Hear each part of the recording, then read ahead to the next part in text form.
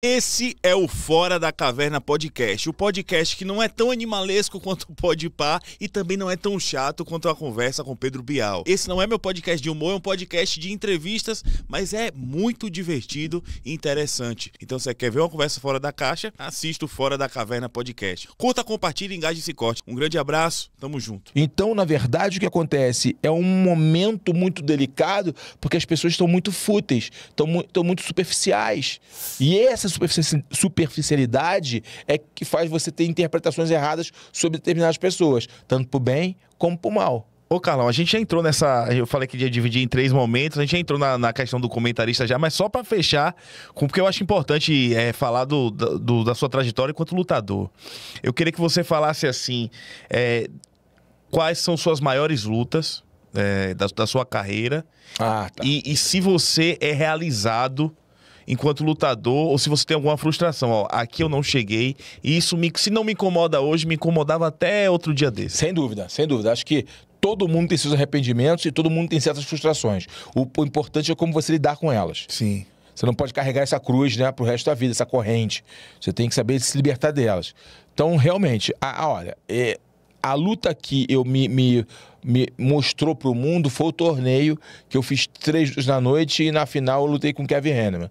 Né? Então, essa luta foi a luta que me mandou pro mundo. Que até hoje, depois de tantos anos, foi em 97, ainda é falada. Sim. O nego ainda ainda fala daquela luta. Foi uma luta, muitos anos. Mas a galera ainda fala daquela luta. Foi tão icônica, aquele torneio de 3 vezes na noite, os caras saindo na porrada, caindo do ringue, quebrando costela, todo mundo ensanguentado.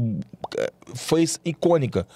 Foi uma luta muito importante, a luta que me mostrou pro mundo, meu cartão de visitas. Você venceu ele por finalização? Finalização. Eu finalizei as 3 lutas na noite. Tá. E aí foi a luta que meu cartão de visitas, tá, nacionalmente e internacionalmente.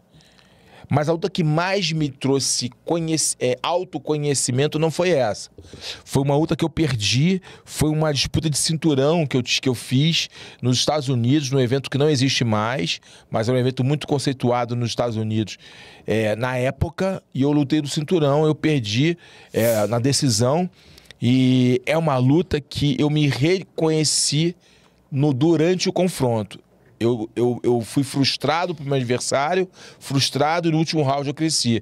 Mas o mais importante é que ali eu vi que eu era um cara disposto a tudo realmente em cima do ringue. Era um cara que podia me reinventar em qualquer momento. Isso eu trouxe pra minha vida. Aquela luta foi uma luta muito importante de autoconhecimento. Qual foi o resultado dessa luta? Foi contra eu perdi. Quem? Perdeu? Foi contra o Ian Freeman, Sim, um inglês que lutou UFC também, era um nocauteador. Eu perdi aquela luta por uma série de circunstâncias. Mas que a gente vai se alongar muito se contar as histórias sobre essa luta. Né? Que eu treinei com o sparring dele, sem saber que era o sparring dele. Loucura, uma loucura. Né? Eu não tinha quem treinar, fui treinar com o sparring dele, estava na academia lá um cara, fui treinar com o sparring dele, depois que eu descobri que era o sparring do cara. O cara passou todo... Passou, mas tudo bem. Ele performou. Ele conseguiu defender minhas quedas e conseguiu me machucar bastante. Tive fundamentos de malar. Foi uma luta que eu quase desisti. Mas ali eu falei, não, desistir nunca. Eu não posso desistir. Ali foi uma grande virada. Foi uma mental. E olha que eu já tinha passado por grandes situações em luta. Já tinha caído de ringue, já tinha sofrido grandes castigos. Mas tinha me recuperado de todos. Mas aquela foi uma luta que, pela primeira vez, eu pensei em desistir. De um round pro outro. Que eu tava muito machucado, tava me frustrando, não conseguia impor meu jogo, eu tava sendo frustrado, tava muito machucado, que eu não conseguia mais respirar, nariz quebrado, malar quebrado. Mas ali, em 1 minuto, eu, ao mesmo tempo que o desistir passou pela minha cabeça, ele voltou e falou assim, é até o fim. É até o fim. Ou é morto, ou é vivo. As pessoas não têm noção desse embate que passa na cabeça do lutador, não né, tem, cara? em 1 minuto. Em 1 minuto. E aí, no corner, né? E ali eu voltei e fiz um ótimo 3º round. Não consegui vencer. Ele venceu porque ele venceu bem os 2 rounds anteriores.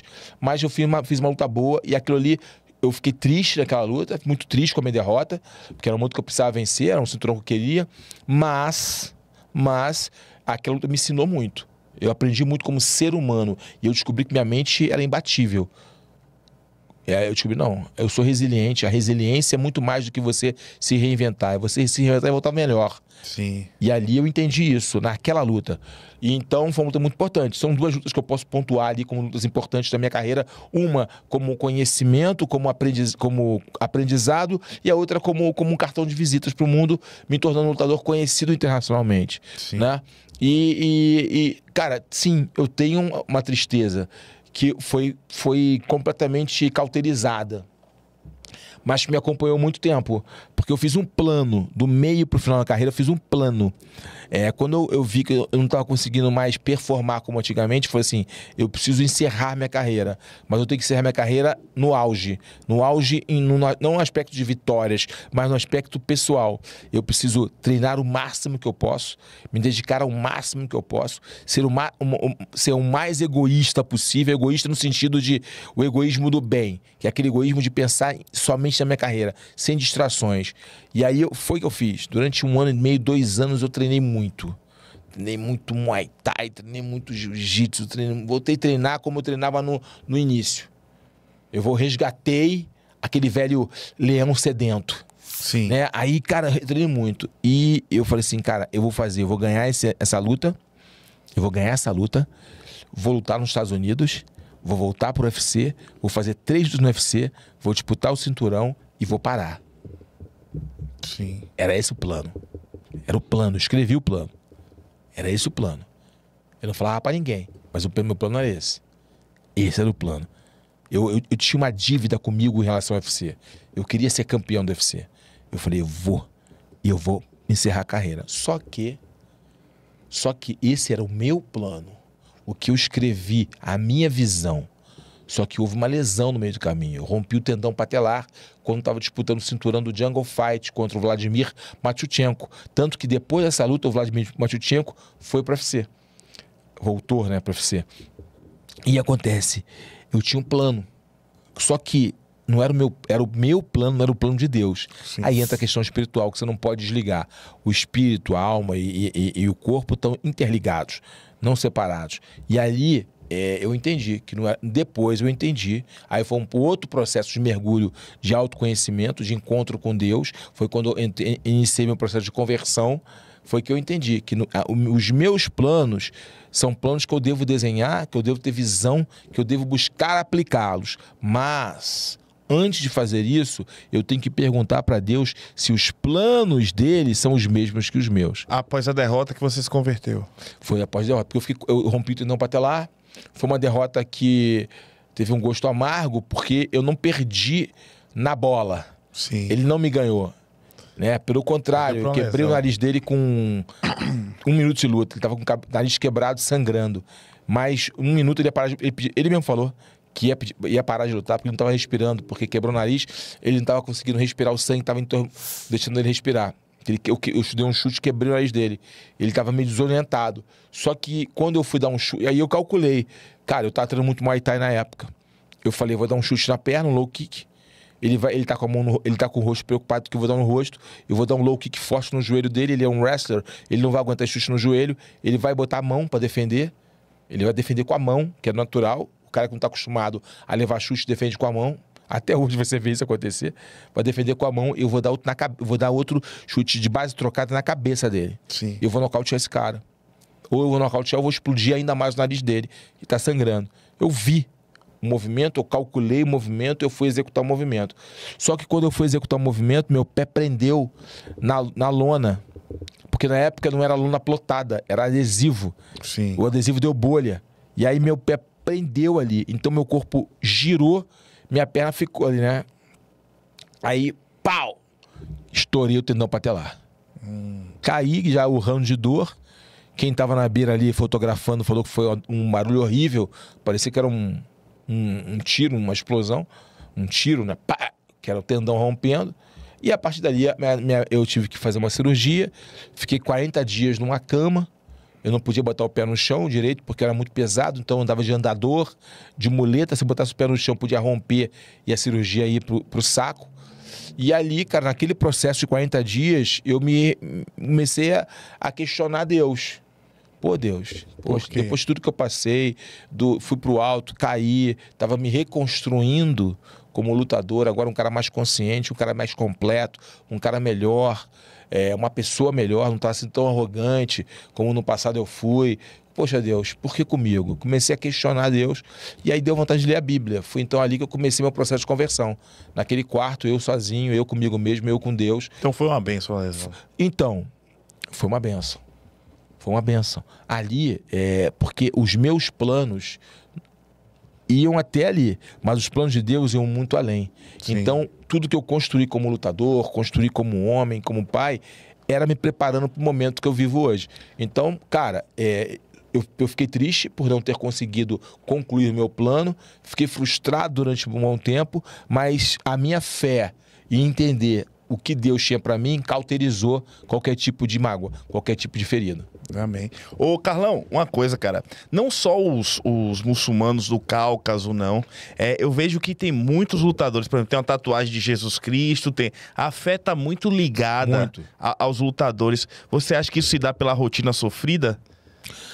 Sim, por questões da rotina sofrida, porque, cara, uma coisa é você passar por Vale da Sombra da Morte sozinho.